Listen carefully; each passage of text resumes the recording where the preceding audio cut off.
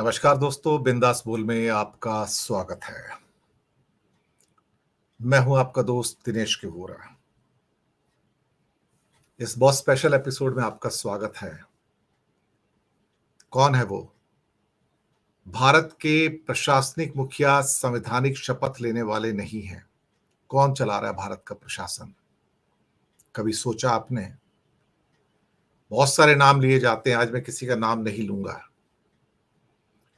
लेकिन बहुत कुछ हो रहा है रात के अंधेरे में, किसी दफ्तर में दिन के उजाले में, किसी दूर कोने वाले एक ऐसे कमरे में जिसके बाहर लाल बत्ती जली रहती है, अंदर कोई नहीं जा सकता है। कुछ बड़े धनपति धनपति बड़े धनपति, वहां पर हमेशा कुछ गुप्त मीटिंग चलती रहती हैं और फिर बीच बीच में ऐसा होता है कि कोई एक संदेश भिजवाना होता है। संदेश कैसे भिजवाया जाएगा? संदेश वाहक नियुक्त किए जाते हैं जो बहुत ट्रस्टेड होते हैं, लेकिन बहुत बार ऐसा होता है कि वो जो संदेश वाहक हैं, जो संदेश को ले जाने वाले हैं, उनको भी नहीं पता होता कि इसके अंदर संदेश क्या है। तो कुछ संदेश ऐसे होते हैं जो संदेश वाहक बोलकर पहुंचा देते हैं जहां संदेश पहुंचाना होता है। राजनीतिक तंत्र के अंदर उनके भी जो संदेश वाहक होते हैं उनको पहुंचा दिया जाता है और वो आगे अपने सो कॉल्ड राजनीतिक तंत्र के मालिक के पास वो संदेश पहुंच जाता है। कई बार संदेश ऐसा होता है कि जो संदेश वाहक को भी नहीं बताया जाता है, उसका काम होता है कि वो एक संदेश है जो एक पेपर के ऊपर कुछ टाइप्ड है। अब इन गुप्त कमरों के अंदर वो कौन से संदेश हैं जो वहां पे ट्रांसमिट हो रहे हैं, धनपतियों के बीच में और राजनीतिक तंत्र के बीच में, उसमें अलग अलग इंडस्ट्री या अलग अलग इंपोर्ट एक्सपोर्ट, या फिर ये कहा जाए कि जो नए प्रोजेक्ट्स आ रहे हैं उनको हथियाना है कैसे। तो वो संदेश आपको लगता होगा कि क्या आपके कंप्यूटर सिस्टम के ऊपर लिखे जाते हैं और फिर टाइप करके प्रिंट आउट निकाल के संदेश वाहक के हाथ भेज दिए जाते हैं? नहीं, क्योंकि कंप्यूटर में मेमोरी रह जाती है और वो कभी भी रिट्रीव की जा सकती है। कभी भी वो मेमोरी रिट्रीव की जा सकती है। तो फिर ये संदेश जो संदेश वाहक को भी नहीं बताया जाता है, वो कहां से आता है? टाइपराइटर नाम का शब्द आप भूल गए होंगे, तो सोचा आज मैं आपको याद दिला दूं। वो टाइपराइटर अभी भी झाड़ पोंछ कर रखे गए हैं, उसके साथ कार्बन पेपर भी रखे गए हैं और वहां पर शॉर्ट में एक संदेश टाइप किया जाता है।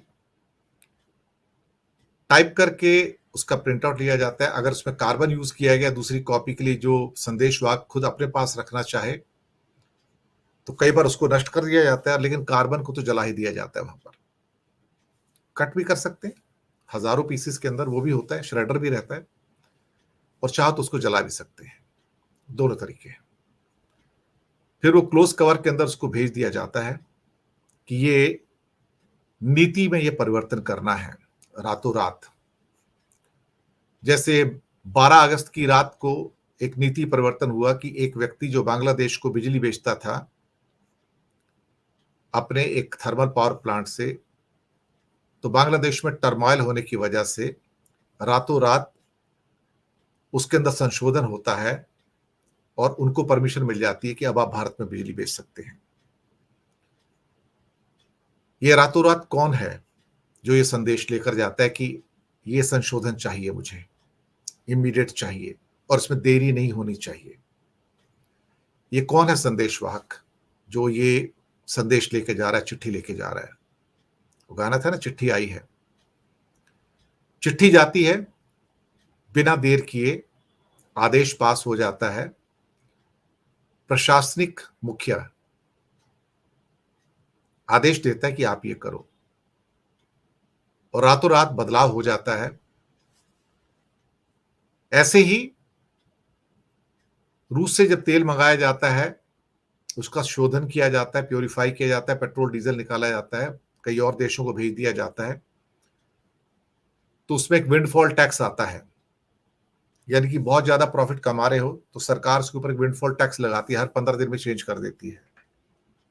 पिछले 2-3 साल से यही चल रहा है, जब से रशिया की वॉर स्टार्ट हुई है। तो वहां पे हर 15 दिन में एक मैसेज आता है कि विंडफॉल टैक्स कम करो, ज्यादा हो गया है, एक संदेश पहुंच जाता है, और तुरंत रातों रात 15 दिन के बाद एक खबर आती है कि विंडफॉल टैक्स को 5 रुपए से घटा के 2 रुपए कर दिया गया है प्रति लीटर।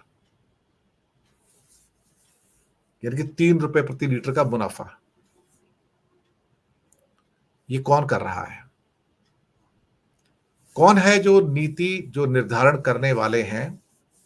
लेकिन नीति निर्धारण करने वाले लोग बाहर बैठे हैं, वो पर्ची भेजते हैं। ये वो पर्ची नहीं है जो दिल्ली वाले भेजते हैं कि ये मुख्यमंत्री बनेगा, वो मुख्यमंत्री बनेगा। ये पर्चियां बहुत स्पेशल हैं, ये टाइप होके भी आती हैं और संदेश वाहक के थ्रू भी आती हैं। तो भारत के मुखिया कौन है? कौन है वो लोग जो भारत की हर नीति को निर्धारित कर रहे हैं?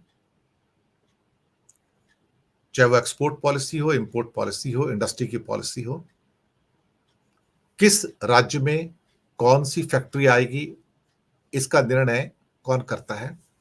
ये वही करते हैं जो धनपति हैं कि यहां पर आएगा, ये यहां पर आएगा, पहले से डिसाइडेड है ये, उसमें कोई हेर फेर नहीं हो सकती। आप इस बात का डिसीजन नहीं ले सकते कि आप बाहर से पैसा ला रहे हैं या इंडिया से पैसा ला रहे हैं और उड़ीसा के अंदर आप फैक्ट्री खोल देंगे या बिहार में फैक्ट्री खोल देंगे ना। वो डिसाइड कोई और करेगा कि ये फैक्ट्री कहां लगनी है, और दिल्ली में उसके ऊपर एक साइन हो जाता है। वो कौन है जो कहता है कि हथियार यहां से खरीदने हैं, दूसरी जगह से नहीं खरीदने हैं, और फिर उसके लिए जो सारा बाकी जो साथ में शर्तें होती हैं उसके लिए ये एक उद्योगपति है, उसके नाम पर ये सारी चीजें आएंगी। वो कौन है? वहीं से डिसाइड होता है कि कौन से व्यक्ति, अब हमें ब्यूरोक्रेसी के अंदर हमें किसी से जान पहचान बढ़ाने की जरूरत नहीं है। अब हम अपने आदमी इंडक्ट करेंगे, 60-70 पहले हो चुके हैं, जिसको लेटरल एंट्री कहते हैं। तो ये उन धनपतियों के व्यक्ति हैं, ये उनके एजेंट्स हैं, जिनको ये कहा जाता है कि ये डोमेन एक्सपर्ट्स हैं, यानी कि खास विशेषज्ञ हैं वो किसी एक विषय के। कौन सर्टिफाई करेगा कि इसके विशेषज्ञ ये हैं? किसने सर्टिफिकेट दिया कि ये आदमी इस फील्ड का विशेषज्ञ है, एग्रीकल्चर का या इंफ्रास्ट्रक्चर का या सीमेंट इंडस्ट्री का या साइबर साइबर सिक्योरिटी का? कौन सर्टिफाई करता है कि कौन एक्सपर्ट है? कोई भी लाके एक सर्टिफिकेट दे सकता है, और आप क्या उस सर्टिफिकेट को आप कहीं चेक करते हैं? नहीं। उसकी एकमात्र क्वालिफिकेशन क्या है कि उसको कुछ धनपति भारत के रिकमेंड करते हैं कि इसको लेटरल एंट्री से लेना है, ये हमारा आदमी होगा वहां पर, और ये वो नीति के अंदर चेंजेस लेके आएगा जो हम इसको डायरेक्टली कन्वे कर देंगे, बात खत्म हो गई। तो जो संविधान की शपथ लेकर देश के ऊपर जो शासन चलाने वाले हैं, तो वो क्या कर रहे हैं? वो फैसिलिटेटर हैं इन धनपतियों के कि इन्हें क्या चाहिए। दरअसल जितने भी जो टेंडर्स दिए जा रहे हैं, इतना खर्चा जो इंफ्रास्ट्रक्चर में 10-10 लाख करोड़ का कर्जा लेके जो किया जा रहा है, तो इसमें से 20 से 30 से 40% की जो कमीशंस हैं, यानी कि 10 लाख में से 4-4 लाख करोड़ की जो कमीशंस हैं, वो किसके बट्टे खाते में जा रही हैं, और वो कौन से देशों में, कौन से सो कॉल्ड टैक्स हेवन के अंदर ट्रांसफर की जा रही हैं? ये कभी आपने सोचा है? कभी आपने सोचा कि ये कहा जाता था कि कुछ जो भगोड़े भारत छोड़कर भाग गए, उसमें कई गुजराती भी हैं, कि हम उनको वापस लेके आएंगे, अब देखिए हम छोड़ेंगे नहीं। इनमें से कोई आज तक वापस आया है? 11 साल तो हो गए हैं, नहीं आया ना कोई, आएगा भी नहीं। मैं आपसे यही कहने की कोशिश कर रहा हूं इस एपिसोड के अंदर, भारत कौन चला रहा है? कौन सी वो शक्तियां हैं जो भारत को चला रही हैं? कौन से वो लोग हैं जिन्होंने भारत के संविधान की शपथ नहीं ली है, लेकिन भारत के मुखिया वही हैं, और जो संविधान की शपथ लेके बैठे हुए हैं, दरअसल वो संविधान के साथ देखा जाए तो उनकी आंखों में धूल झोंक रहे हैं, 140 करोड़ लोगों को धूल झोंक रहे हैं। तभी मैंने कहा कि भारत के प्रशासनिक मुखिया संविधान की शपथ लेने वाले लोग नहीं हैं। वो कौन हैं? कोई गुप्त, थोड़े गुप्त थोड़े बाहर। कौन है वो? क्या उनकी शक्तियां इतनी बढ़ चुकी हैं कि उसको कोई काउंटर नहीं कर सकता? क्या उनकी शक्ति इतनी बढ़ चुकी है कि वो किसी को भी खरीद सकते हैं? क्या उनकी शक्तियां इतनी बढ़ चुकी हैं कि वो कोई भी ऑपरेशन लोटस कर सकते हैं? क्या उनकी शक्तियां इतनी बढ़ चुकी हैं कि वो कौन गवर्नर बनेगा किस राज्य के अंदर और कौन वहां पर मुख्यमंत्री बनेगा उसका डिसीजन वो करते हैं? पर्चियां तो वो निकालते हैं रात के अंदर अपने गुप्त कमरों में पीछे बैठ के, कभी संदेशवाहक के द्वारा, कभी टाइप करके कि ये चाहिए, ये व्यक्ति वहां चाहिए, ये व्यक्ति वहां चाहिए। बस ये व्यक्ति न्यायपालिका में चाहिए, ये व्यक्ति सीएजी में चाहिए, ये व्यक्ति सीबीआई, ईडी और आईटी में चाहिए, ये व्यक्ति बाकी संस्थाओं में चाहिए। बस इतना ही करना है। मुख्यमंत्री भी इनका होगा, गवर्नर भी इनका होगा, संस्थाओं के चीफ भी इनके होंगे, न्यायपालिका के अंदर भी लोग होंगे, ब्यूरोक्रेसी के अंदर इनके 60 70 80 लोग होंगे। वही कोर टीम है, वही सब कुछ निर्धारित करेंगे। बाकी जितने लोग हैं सिर्फ देखेंगे और मुंह बंद करके रखेंगे। गांधी के 3 बंदर, ना देखो, ना सुनो, ना बोलो। जॉर्ज ऑरवेल की 1984 याद करना, कुछ कुछ वैसा ही हर आदमी के ऊपर नजर है, कोई इससे बचा हुआ नहीं है।